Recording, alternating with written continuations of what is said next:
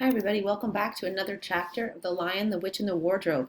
At the end of the last chapter, right here at the bottom, Aslan has come back to life and he has taken the children, Lucy and Susan, on his back.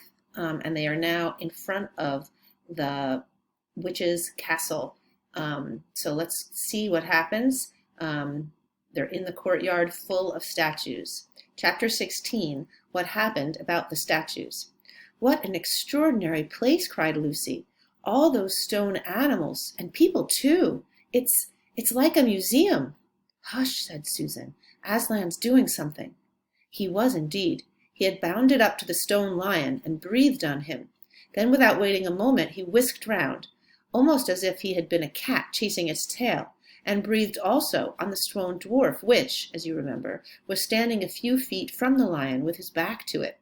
Then he pounced on a tall stone dryad, which stood beyond the dwarf, turned rapidly aside to deal with a stone rabbit on his right, and rushed on to two centaurs. But at that moment Lucy said, "Oh, Susan, look at the lion." I expect you've seen someone put a lighted match to a bit of newspaper, which is propped up in a grate against an unlit fire, and for a second nothing seems to have happened, and then you notice a tiny streak of flame creeping along the edge of the newspaper. It was like that. Now, for a second after Aslan had breathed upon him, the stone lion just looked the same. Then a tiny streak of gold began to run along his white marble back. Then it spread. Then the color seemed to lick all over him as the flame licks all over a bit of paper. Then, while his hindquarters were still obviously stone, the lion shook his mane, and all the heavy stone folds rippled into living hair. Then he opened a great red mouth, warm and living, and gave a prodigious yawn. And now his hind legs had come to life. He lifted one of them and scratched himself. Then, having caught sight of Aslan, he went bounding after him, and frisking round him, whimpering with delight, and jumping up to lick his face. Of course the children's eyes turned to follow the lion, but the sight they saw was so wonderful that they soon forgot about him. Everywhere the statues were coming to life. The courtyard looked no longer like a museum. It looked more like a zoo. Creatures were running after Aslan and dancing round him till he was almost hidden in the crowd.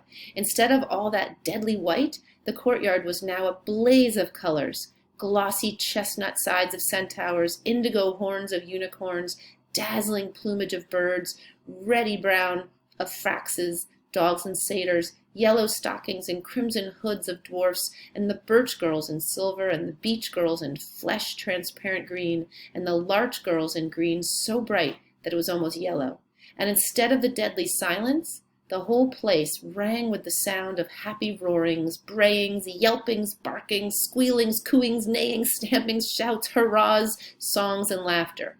I just have to pause here, boys and girls, because I had just recorded the lesson about sensory details and bringing our setting to life. And if this paragraph does not bring this whole courtyard to life with the sounds and the sights and everything, then I don't know what does. So this is a great example of a writer using tons of sensory details to make the setting come alive for the reader. "Oh," said Susan in a different tone. "Look, is it safe?" Lucy looked and saw that Aslan had just breathed on the feet of the stone giant. "It's all right," shouted Aslan joyously. "Once the feet are put right, all the rest of him will follow." "That wasn't exactly what I meant," whispered Susan to Lucy, but it was too late to do anything about it now, even if Aslan would have listened to her. The change was already creeping up the giant's legs. Now he was moving his feet. A moment later he lifted the club off his shoulder, rubbed his eyes, and said, "Bless me, I must have been asleep. Now, where's that dreaded little witch that was running about on the ground? Somewhere just by my feet it was." But when everyone had shouted up to him to explain what had really happened, and when the giant had put his hand to his ear and got them to repeat it all again, so that at last he understood, then he bowed down till his head was no further off than the top of a haystack, and touched his cap repeatedly to Aslan, beaming all over his honest, ugly face. Giants of any sort are now so rare in England, and so few giants are good-tempered, that 10 to 1 you've never seen a giant when his face is beaming. It's a sight well worth looking at.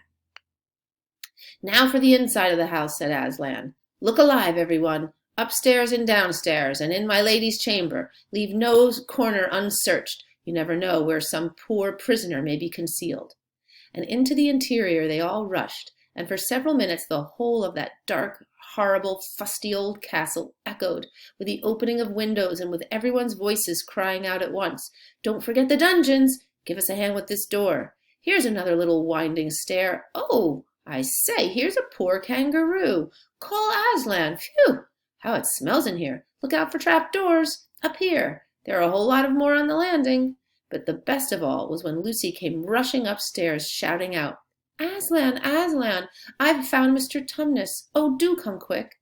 A moment later Lucy and the little fawn were holding each other by both hands and dancing round and round for joy. The little chap was none the worse for having been a statue, and was of course very interested in all she had to tell him. But at last the ransacking of the witch's fortress was ended. The whole castle stood empty, with every door and window open, and the light and the sweet spring air flooding into all the dark and evil places which needed them so badly. The whole crowd of liberated statues surged back into the courtyard, and it was then that someone, Tumnus, I think, first said, "But how are we going to get out?" For Aslan had got in by a jump, and the gates were still locked. "That'll be all right," said Aslan, and then rising on his hind legs, he bawled up at the giant. "Hi, you up there," he roared. "What's your name?" "Giant Rumblebuffin. It is, if it please your honor," said the giant, once more touching his cap. "Well then, Giant Rumblebuffin," said Aslan, "just let us out of this, will you?" "Certainly, your honor, it will be a pleasure," said Giant Rumblebuffin. "Stand well away from the gates, all you little uns." Then he strode to the gate himself, and bang, bang, bang went his huge club. The gates creaked at the first blow, cracked at the second, and shivered at the third. Then he tackled the towers on each side of them, and after a few minutes of crashing and thudding, both the towers and a good bit of the wall on each side went thundering down in a mass of hopeless rubble. And when the dust cleared, it was odd, standing in that dry, grim, stony yard, to see through the gap all the grass and waving trees and sparkling streams of the forest, and the blue hills beyond that, and beyond them the sky. "Blowed if I ain't all in a muck sweat," said the giant, puffing like the largest railway engine. "Comes of being out of condition. I suppose neither of you young ladies has such a thing as a pocket handkerchief about you?" "Yes, I have," said Lucy, standing on tiptoes and holding her handkerchief up as far as she could reach. "Thank you, missy," said Giant Rumblebuffin, stooping down. Next moment Lucy got rather a fright, for she found herself caught up in mid-air between the giant's finger and thumb.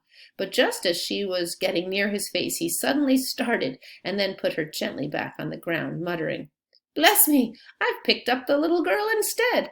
I beg your pardon, missy. I thought you was the handkerchie." "No, no," said Lucy, laughing. "Here it is."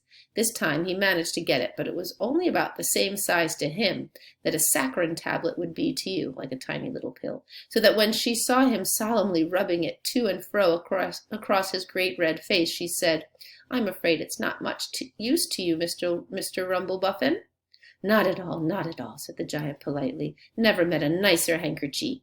So fine, so handy, I don't know how to describe it." "What a nice giant he is," said Lucy to Mr. Tumnus. "Oh, yes," replied the fawn. "All the Buffins always were. One of the most respected of all the giant families in Narnia.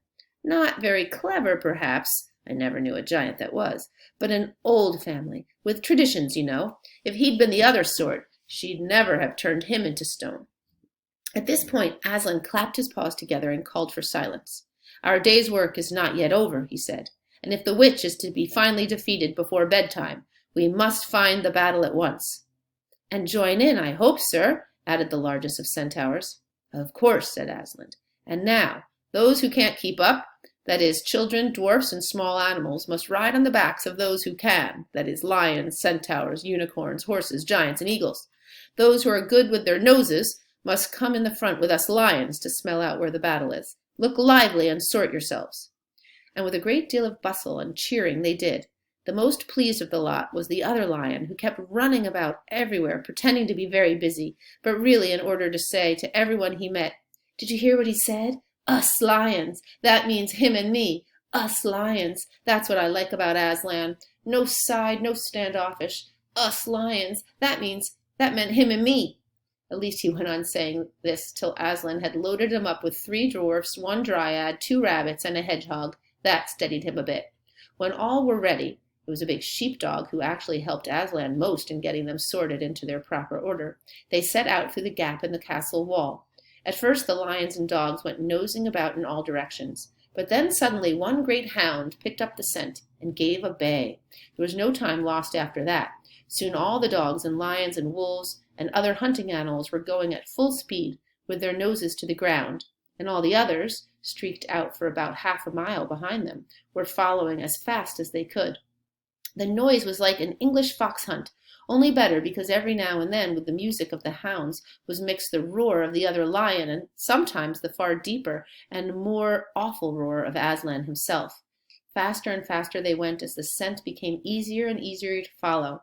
And then, just as they came to the last curve in a narrow, winding valley, Lucy heard above all these noises another noise, a different one, which gave her a queer feeling inside.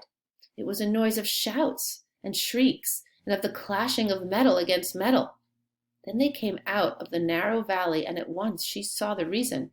There stood Peter and Edmund and all the rest of Aslan's army, fighting desperately against the crowd of horrible creatures whom she had seen last night. Only now in the daylight they looked even stranger and more evil and more deformed. There also seemed to be far more of them. Peter's army, which had their backs to her, looked terribly few.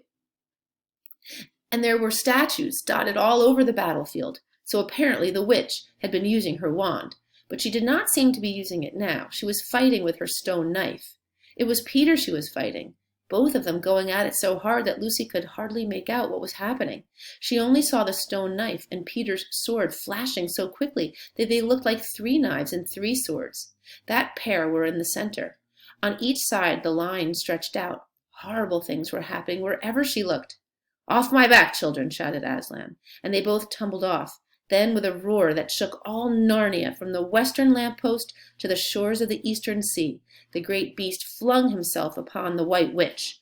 Lucy saw her face lifted toward him, and for 1 second with an expression of terror and amazement. The lion and witch had rolled over together, but with the witch underneath, and at the same moment all warlike creatures whom Aslan had led from the witch's house rushed madly on the enemy lines, dwarfs with their battle axes, dogs with teeth, the giant with his club, and his feet also crushed dozens of the foe, unicorns with their horns, centaurs with swords and hoofs. And Peter's tired army cheered, and the newcomers roared, and the enemy squealed and gibbered till the wood re-echoed with the din of that onset. I think that that's the end. Okay. So, again, what another exciting chapter. I hope you're really enjoying this book. We're getting closer and closer to the end.